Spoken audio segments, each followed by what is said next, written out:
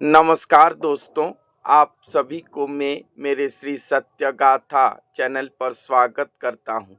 महापुरुष अच्युतानंद दास जी की जाइफुल भविष्यत मालिका ग्रंथों पर हमारे देश की स्वाधीनता के विषय पर महात्मा गांधी जी के नाम सहित लिखा गया है। ब्रिटिश शासन भारत से हट जाएगा, ब्रिटिश शब्द भी लिखा गया है।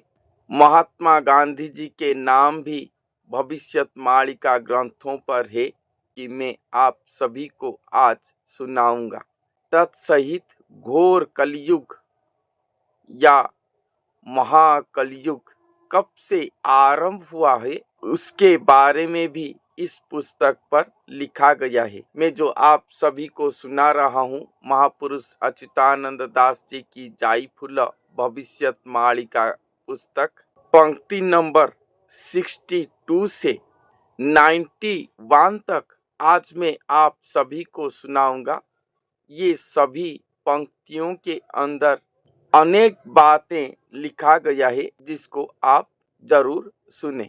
इस पर लिखा गया है कि भारत के प्रथम युद्ध जो कि देश स्वाधीनता के लिए हुआ था, इस प्रथम युद्ध पर मोहन नामक एक सेनापति होंगे जो कि तपसिद्ध पर निपुण होंगे और उनके प्रयास के द्वारा सत्याग्रह होगा। जो प्रकृत सत्याग्रही होंगे उनको गोली काम नहीं करेगा और उनके सत्याग्रह के द्वारा देश स्वाधीन होगा।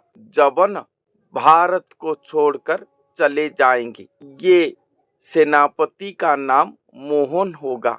महात्मा गांधी जी का नाम मोहनदास करमचंद गांधी था और ये तपसिद्ध थे जो कि अहिंसा शक्ति पर तपसिद्ध थे। ऐसे कोई व्यक्तित्व आज तक धरती पर सृष्टि नहीं हुआ है जो कि अहिंसा बल पर एक देश से 200 वर्ष शासन करने वाले एक साम्राज्य को अपने धरती से ही निकाल दे बिना कोई अस्त्र के। ये अहिंसा शक्ति है और यही शक्ति पर तपसिद्ध होकर वो आए थे। वो ही ये कार्य का मुख्य नायक या सेनापति थे जो यहाँ पर लिखा गया है, जिसके प्रभाव से सत्याग्रह हुआ और भारत एक स्वतंत्र देश या स्वराज्य आया। भारत पर भारत को छोड़कर जबन कुल अर्थात इंग्रेज चले गए, मगर उसी दिन से ही महाकड़ी प्रवेश हुआ भारत वर्ष पर तथा पृथ्वी पर। यही बात यहाँ पर लिखा गया है, जिसके लिए राज्य राज्य के अंदर घोर कड़ी दिखाई दिया और इसी के लिए ही भारत खंड विखंडित हो गया, भारत पाकिस्तान हुआ। ऐसे महाघोर कलयुग आया कि जो व्यक्ति अहिंसा तपनिष्ठ पर निपुण थे और अपने अहिंसा शक्ति के द्वारा भारत को स्वाधीनता दिए, हमें एक स्वतंत्र देश दिए, उन्हें हमारे बीच से एक आदमी ही उनको मार डाला। यही महाकड़ी है। महिमंडल पर महाकड़ी का प्रवेश हुआ। यहाँ पर यही बात लिखा गया है कि महाकड़ी जेतेबेले आसी आच्छादिब महिमंडलेलो जाइफुल हिंसावाद हेब परस्परे। ये महाघोर कलयुग जब आएगा महिमंडल पर, तब चारों ओर हिंसावाद दिखाई देगा। जब जबन कुल भारत छोड़कर चले जाएंगे तभी घोर कड़ी का शुरुआत होगा। यही बात यहाँ पर लिखा गया है। और ये घोर कलयुग का लक्षण क्या होगा, इसके बारे में भी इस पुस्तक पर वर्णन किया गया है कि गांव गांव पर बकरी को लोग काटेंगे। इतने परिमाण पर बकरी को काटेंगे मांस खाने के लिए कि जिसको देखकर देवी देवता भी चकित होकर रह जाएंगे। देवी देवताओं के पास बड़ी भोग होता है, मगर गांव गांव पर बकरी अत्यधिक मात्रा पर कटा जाएगा मांस के लिए, जिसको देखकर देवी देवता भी बना हो जाएंगे, पथभ्रष्ट हो जाएंगे। रात्र दिन हर समय ये चलेगा, सब कुछ कंट्रोलमय हो जाएगा। कागज कागज पर पृथ्वी चलेगा, देश पर रुपया पैसा कुछ भी नहीं रहेगा, सब कागज कागज पर ही चलेगा, पेन एंड पेपर पर सब कुछ चलेगा। जो कि हमारे देश स्वाधीन होने के बाद धीरे धीरे इससे प्रवेश हो चुका है। और अब तो कंप्यूटर का युग भी आ गया, कैशलेस कारोबार को सब पसंद करते हैं। इसलिए कहा गया है कि कागज कागज पर सब चलेगा, रुपया पैसा का कारोबार नहीं होगा, इसी पर पृथ्वी चलेगा। लोग अपने आप को हिंदू कहते हैं, सनातन धर्म अपने आप को सनातनी कहते हैं, हिंदू कहते हैं, मगर यहाँ पर लिखा गया है कि लोगों के गला पर कोई माला नहीं होगा, सब लुंगी पहनेंगे, अपने पारंपरिक हिंदू वेश को वर्जन करेंगे, लुंगी पहनेंगे और पठान का वेश को धारण करेंगे, जिसके कारण सब निर्मूल हो जाएंगे और अल्पायुष होंगे। सर्वे हेबे एकाकार न रखिबे वेद विद्या विचार। सब धर्म वर्ण निर्विशेष पर सब एकाकार हो जाएंगे।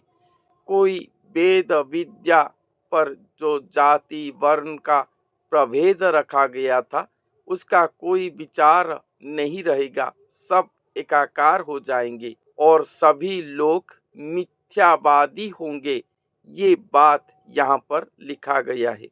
ये बात संत अच्युतानंद दास जी ने लगभग 1500 ख्रीष्टाब्द पर लिखे थे, जबकि विधवा ब्राह्मणी विवाह प्रथा नहीं था। यहाँ पर लिखा गया है कि जब महाकली युग आएगा तब विधवा ब्राह्मणी विवाह होगा, कहीं पर भी भक्ति सेवा नहीं रहेगा।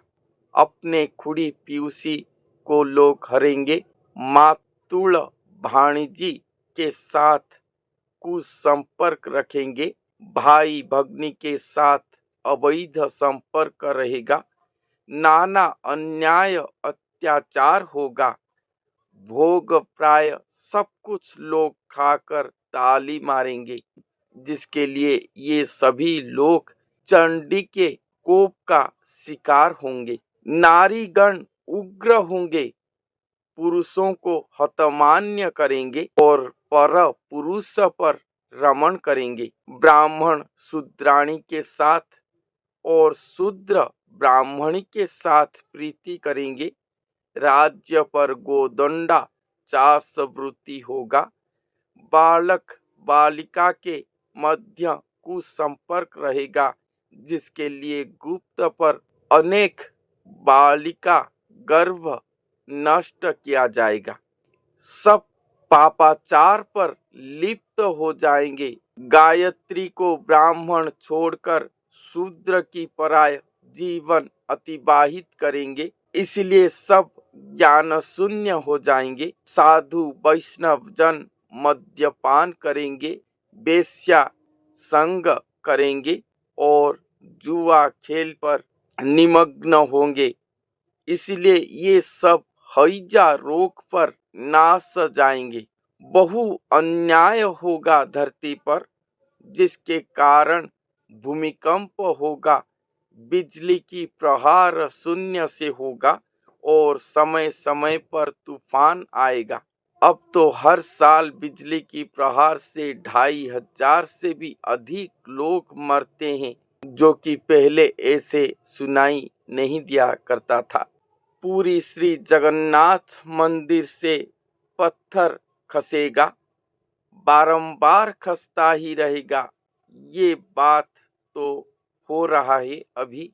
मंदिर के पुजारी लोग रात में वेश्या संग करेंगे, जिसके लिए काल खड्ग उनको शास्ति देगा।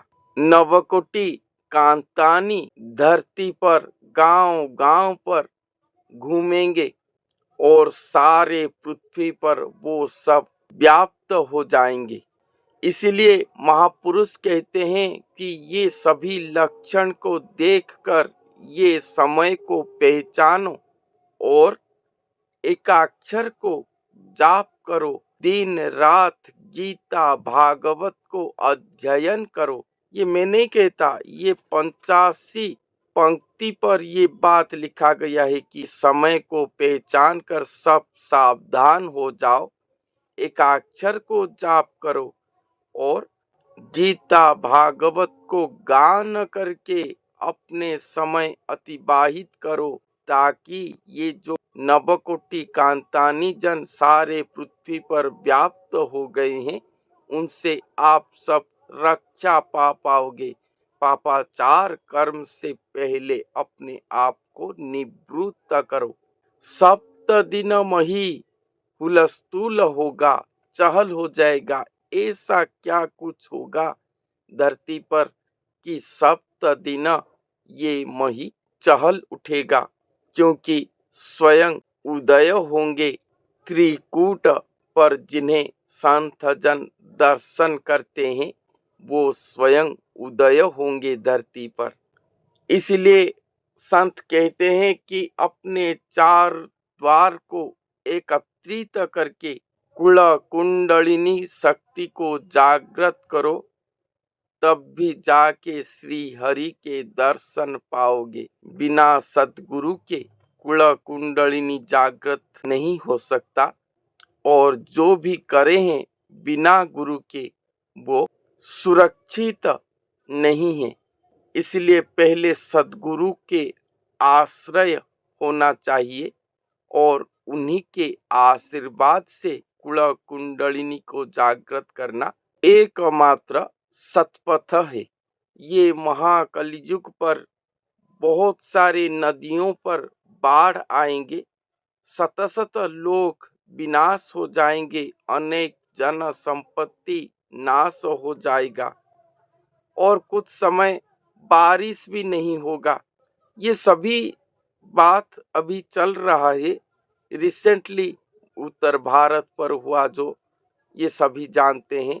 और हर वर्ष लगभग हर नदी पर बाढ़ आता है। ये अभी भारत वर्ष पर चल रहा है। बारना चारणा है वो 3 भाग लोग, गांव में से 3 भाग लोग नाश हो जाएंगे चंडियों के द्वारा। पोता धन सब खो जाएगा, अर्थात जमीन के अंदर जो धन छुप कर रहा है, लोग ढूंढते हैं। मिट्टी के अंदर बहुत सारे सोना है, कोई मूर्ति वगैरह है, लोग ढूंढते हैं। ये मैं बहुत सुना हूँ। ये सभी धन किसी को भी प्राप्ति नहीं होगा, सब अपने आप ही खो जाएगा। कुछ दिन अराजक होगा भारत पर और ब्रिटिश भारत को छोड़कर चले जाएंगे। ये 90 नंबर पंक्ति पर लिखा गया है कि पोता धन हजी जीव। मैंने जो अभी कहा कि मिट्टी के अंदर रहे धन खो जाएगा और कुछ दिन अराजक होगा भारत पर और सही ब्रिटिश छाड़ी न जीव। और अराजक हुआ था ब्रिटिश साम्राज्य के लिए, जो कि भारत पर 200 वर्ष शासन किए थे और बाद में ये ब्रिटिश भारत को छोड़कर चले जाएंगे। 1400 ख्रीष्टाब्द पर महापुरुष आए थे, जब ये ब्रिटिश शब्द नहीं था।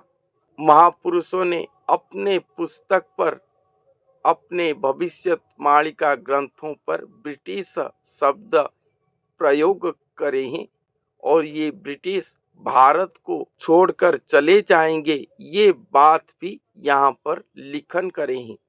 अनेक गोहत्या होगा, दुर्भिक्ष आदि पड़ेगा और ये सभी बात कलाकार अर्थात जिनका स्वरूप काला है, जो स्वयं श्री जगन्नाथ महाप्रभु हैं, वो कह रहे हैं। स्वयं कलाकार का वाणी है, जिन्हें महापुरुष अच्युतानंद दास जी ने स्वयं लिखन करे हैं, जो कि आज तक सत्य होकर प्रतिफलित हुआ है संसार पर। एक एक शब्द सत्य है, जो मैं आज आप सभी को सुनाया हूँ। 1947 मसीहा से आज तक ये सभी बात हो चुका है। तो इसके बाद क्या होने वाला है, कैसे लीला करेंगे स्वयं भगवान, कितने जन्म लेंगे इस कलयुग पर और सत्य युग लाएंगे, इसके बारे में महापुरुष अच्युतानंद दास जी ने क्या लिखे हैं, मैं मेरे नेक्स्ट एपिसोड पर आपको बताऊंगा। तो आज के लिए इतना ही। धन्यवाद।